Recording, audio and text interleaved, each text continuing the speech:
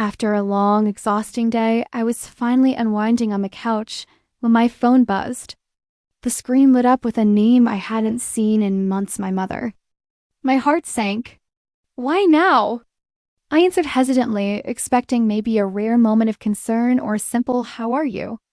Instead, without so much as a greeting, she launched into an icy demand, $2,000. Lily needs it for her private dorm room. Her tone was sharp, clinical, as if this were not a request, but an obligation carved in stone. I froze, gripping the phone tighter, my mind racing.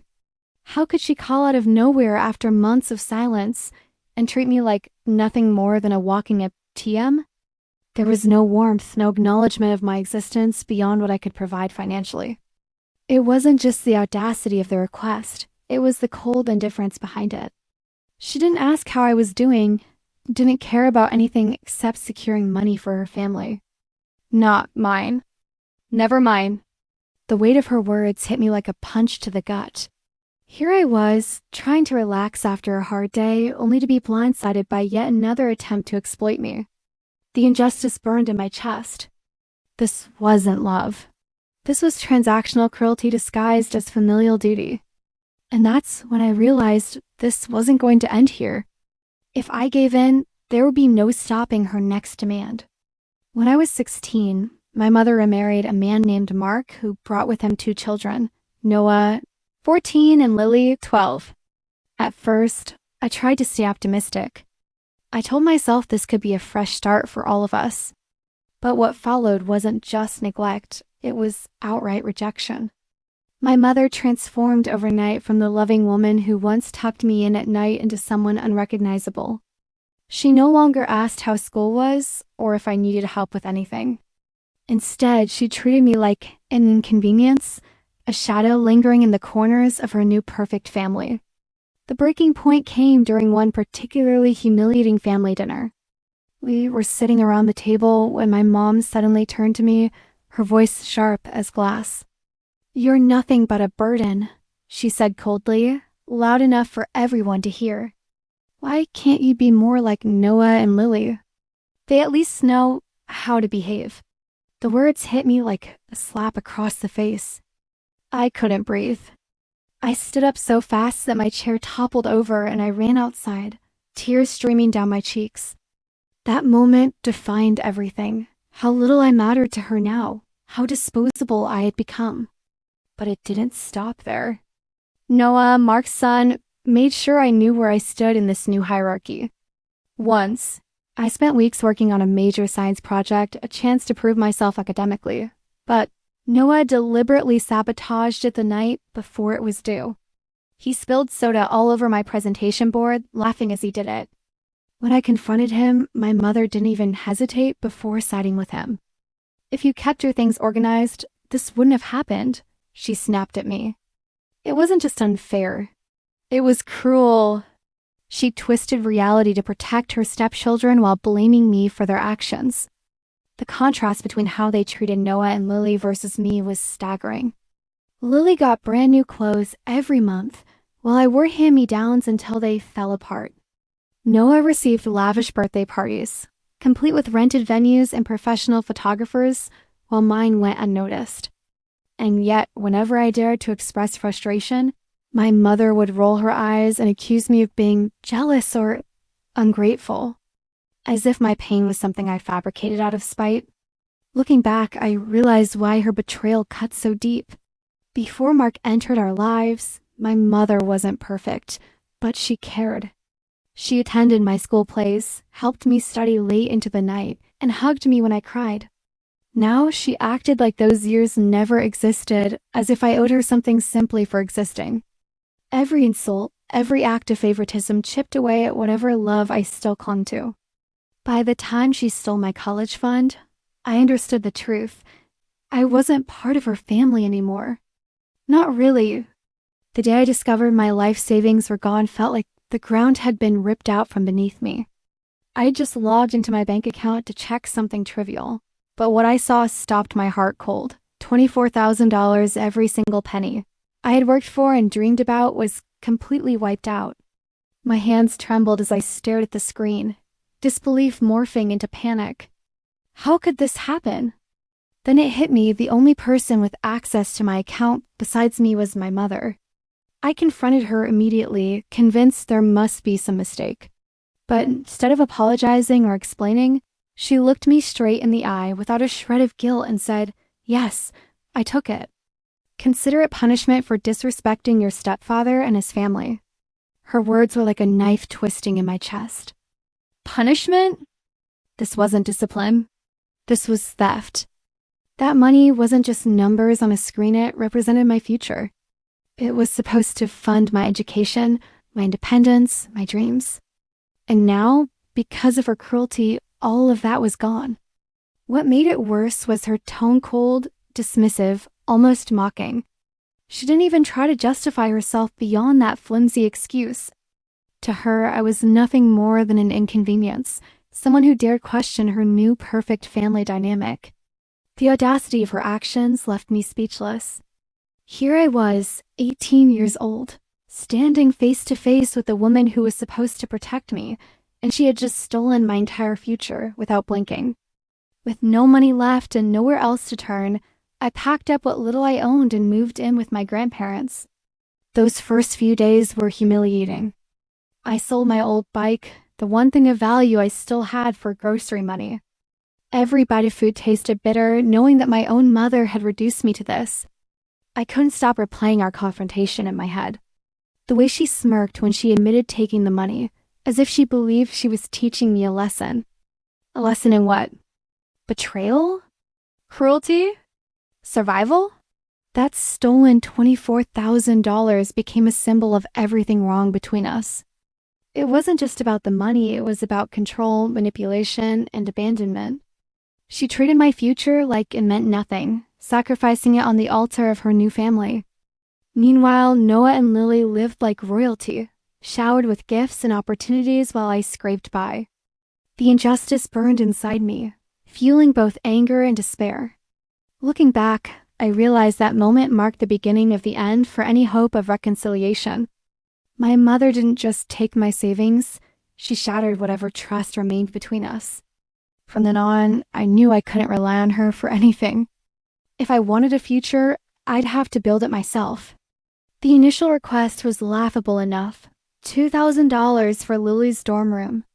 But when I refused, my mother upped the ante to an absurd $3,800, claiming Lily needed a 2-bedroom apartment with her own bathroom to avoid stress during college. Stress? For a 17-year-old who had never lifted a finger in her life. It was as if she believed I lived in some alternate reality where teenagers required luxury accommodations just to function. The audacity of it made my blood boil.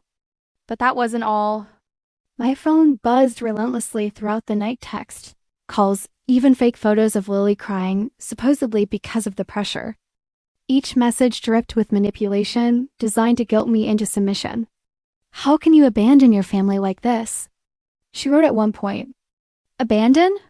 She abandoned me first emotionally, financially, and morally. Yet here she was, weaponizing her stepdaughter's fabricated tears to squeeze money out of me. What struck me most was how calculated it felt. This wasn't about Lily or her well-being. It was about control. My mother wanted to remind me that no matter how far I ran, I'd always be tethered to their chaos. And that price tag, $3,800 for a semester's rent, wasn't just ridiculous. It was insulting. Did they think I was oblivious to the fact that normal students shared cramped spaces without complaint? That I hadn't survived on less while working part-time jobs and scraping by? Every demand came wrapped in layers of entitlement. They expected me to hand over thousands without question, as though I owed them something after everything they'd done, or rather, hadn't done for me. The irony stung. Once, I dreamed of being part of a loving family. Now I saw clearly what they truly valued. Not relationships, but resources. The phone call started innocently enough, just another unwelcome interruption from my mother. But within seconds, her tone shifted into something sharp and accusatory. "You're ungrateful," she spat, her voice dripping with venom. "After everything we've done for you, this is how you repay us? By refusing to help your own family?" Her words hit me like a slap, but they weren't unexpected. This was classic manipulation, twisting reality to make herself the victim while painting me as the villain. I clenched the phone tighter, anger bubbling beneath the surface. Help? You mean pay for Lily's extravagant dorm room after you stole $24,000 from my future? I shot back, my voice rising. The moment those words left my mouth, I heard her gasp on the other end. For a split second, there was silence, a rare crack in her armor. Then came the explosion. How dare you bring that up? She screamed, her voice shrill and unhinged. That money was punishment for your disrespect. You never appreciated anything I did for you? Punishment? Was she serious? My blood boiled at the audacity of her lies. She wasn't just rewriting history, she was erasing it entirely. You didn't punish me, you robbed me? I shouted, no longer holding back. You took every penny I had and now expect me to fund your stepdaughter's luxury lifestyle? Do you hear how insane that sounds? Her response was immediate and vicious. You're selfish! A spoiled brat who thinks the world revolves around them. Each word felt like a dagger aimed straight at my heart. But what came next crossed the line. If you don't pay, I'll tell everyone, your friends, your coworkers, what kind of person you really are. Let's see how far you get when people know the truth. My stomach turned at her threat, but I refused to let her intimidate me.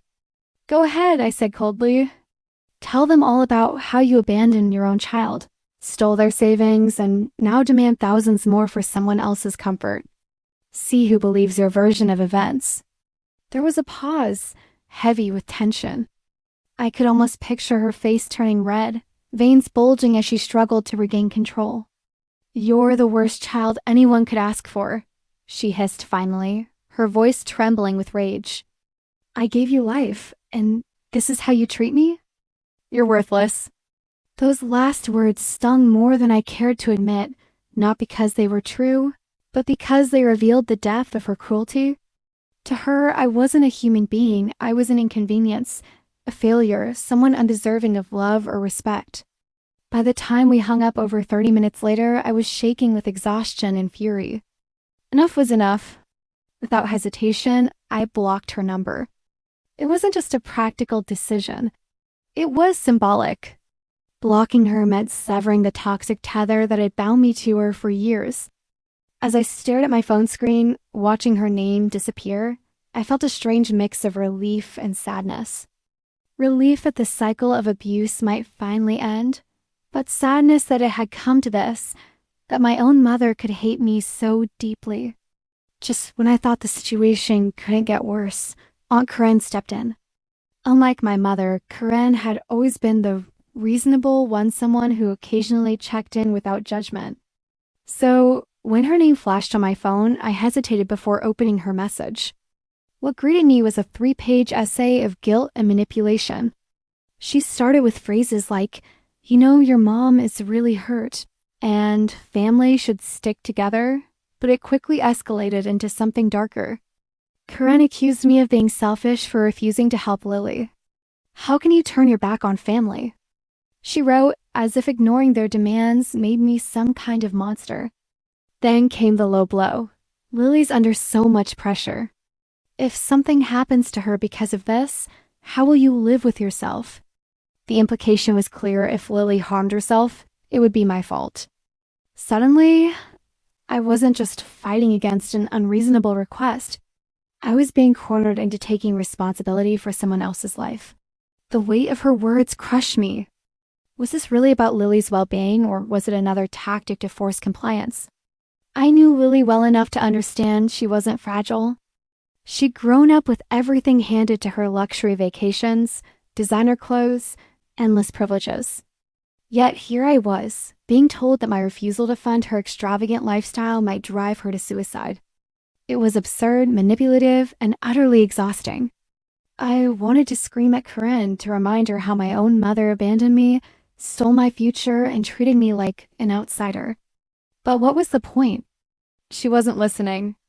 To her, I was the villain, a heartless person, unwilling to save the family. Every sentence felt like a knife twisting deeper. designed to make me feel small, guilty, and powerless. For a moment, I wondered if I was overreacting. Maybe they were right. Maybe I was selfish. But then I remembered everything they'd done, the theft, the neglect, the constant demands, and realized this wasn't about helping anyone. This was control, pure and simple. It was a stormy evening, the kind where rain lashes against the windows and the wind howls like a wounded animal. I was just about to lock my apartment door when I saw her, my mother, standing there under the dim light of the hallway, drenched in both rain and desperation. She wore a black coat that made her look frail, almost ghostly, but the fire in her eyes betrayed her true intentions. In one hand, she clutched a soggy paper bag filled with what I later realized were legal documents. For a moment, I froze, unsure whether this was real or some twisted nightmare. "We need to talk," she began, her voice sharp enough to cut through the storm outside. Before I could respond, she stepped closer, invading my personal space as if trying to intimidate me into submission. "If you don't pay up, I'll take this to court. Everyone will know what kind of person you are, a selfish, ungrateful child who abandoned their own family." Her words hit me like a punch to the gut, not because they carried any truth, but because of the sheer audacity of her threat. She wasn't here to reconcile. She was here to destroy me socially, professionally, emotionally, whatever it took to get her way. I tried to shut the door, hoping to end the confrontation before it escalated further. But she lunged forward, grabbing my arm with surprising strength. The contrast between her fragile appearance and her aggressive behavior was jarring. This wasn't the weak, victimized woman she pretended to be during our phone calls. No, this version of my mother was raw, unhinged, and utterly determined. "You think you can just walk away from us?" she hissed, her grip tightening painfully around my wrist. "After everything we've done for you? Let go of me!" I snapped, yanking my arm free. My heart pounded as adrenaline surged through my veins. How dare she show up at my home, uninvited, and act like the victim? "You stole from me. You abandoned me long before I ever thought of leaving you." My voice echoed down the empty hallway, loud enough to startle even myself. But she didn't flinch. Instead, she leaned in closer, her face contorted with rage. "You're nothing without us," she spat, her breath hot against my cheek. "We gave you life, and this is how you repay us? By turning your back on your own flesh and blood?" Each word felt like a dagger aimed straight at my soul, but I refused to let her manipulate me again. I had spent years rebuilding my life after everything she'd done to me, the theft, the neglect, the constant guilt trips, and I wasn't about to let her drag me back into her chaos. The argument grew heated, our voices rising above the storm until finally, I pushed past her and slammed the door shut. As I leaned against it, breathing heavily, I heard her pounding on the other side, shouting threats and accusations that blurred together into a cacophony of anger. For the first time, I truly understood the depth of her obsession, not with repairing our relationship, but with controlling me. Even soaked and shivering in the cold, she refused to leave, standing there like a shadow refusing to fade. Just when I thought the chaos had subsided, Mark, the man who replaced my father, decided to make his presence known. It was midnight when my phone rang, jolting me awake. On the other end, Mark's voice thundered with rage. "You think you're so smart? You think you can just walk away from us? I'll make sure you lose your job and no one will ever hire you again." His words were venomous, designed to instill fear and obedience. But instead of cowering, I felt a surge of defiance. This wasn't concern for family, it was a calculated attempt to control me through intimidation. If Mark's call wasn't enough, Lily followed up with a text that reeked of arrogance. "You're so pitiful," she wrote. "You'll never understand the value of family." She even added a mocking emoji at the end, as if to twist the knife further. The audacity was staggering. Here they were, treating me like an outsider, yet demanding thousands of dollars as though it were owed to them. Their hypocrisy knew no bounds. What struck me most was how entitled they sounded. Mark acted as if I owed him loyalty despite years of neglect. While Lily spoke about family values as though she hadn't grown up in luxury funded by my stolen future. To them, I was nothing more than a walking wallet, someone to exploit whenever convenient. The irony burned deep. Mark accused me of abandoning the family, but he and my mother had already erased me long ago, replacing me with their perfect little clan. And now, when they needed money, suddenly I was expected to swoop in and save the day. I wanted to scream at them to remind them of everything they'd done, how they stole from me, ignored me, and treated me like I didn't exist. But what was the point? They weren't listening. Instead, they clung to their delusions, portraying themselves as victims while painting me as the villain. For a moment, I wondered if I was overreacting. Maybe they truly believed their own lies. But then I remembered this wasn't about family, it was about power. They wanted to keep me tethered to their dysfunction, ensuring I remained their financial safety net. Not anymore. Just when I thought the drama had reached its peak, my mother took things to an entirely new level of absurdity.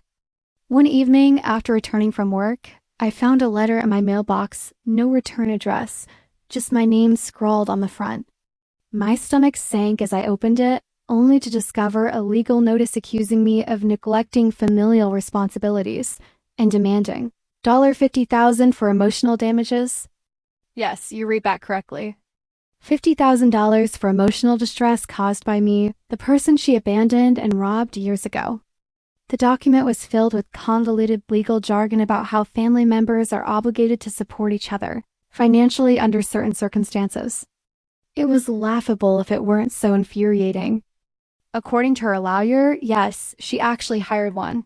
I was morally and legally bound to fund Lily's college expenses because I was now successful enough to afford it.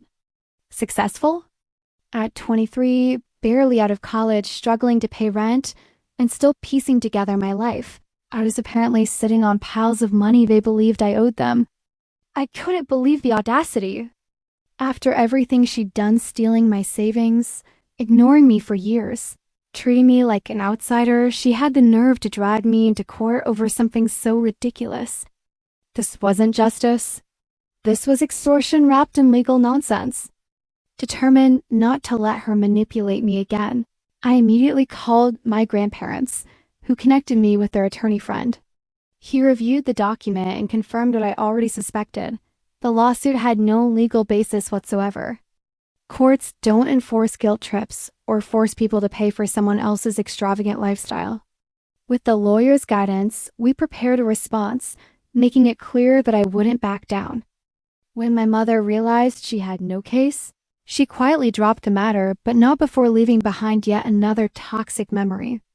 The whole ordeal felt surreal, like a bad sitcom where every episode gets worse. But through it all, I learned something important. Even when pushed to the brink, standing firm is worth it. No amount of intimidation or manipulation could make me give in to their demands. After severing all ties with my mother, Mark, and Lily, I felt an overwhelming sense of liberation, but it wasn't without its shadows. For weeks, I lay awake at night, wrestling with conflicting emotions. Part of me was relieved to finally escape their manipulation, guilt trips, and endless demands.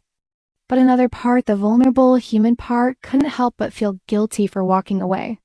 Was I too harsh? Did I abandon them when they needed me most? These questions haunted me like ghosts in the dark. Then one morning, as I sipped my coffee, a text from Aunt Karen shattered the fragile peace I had built.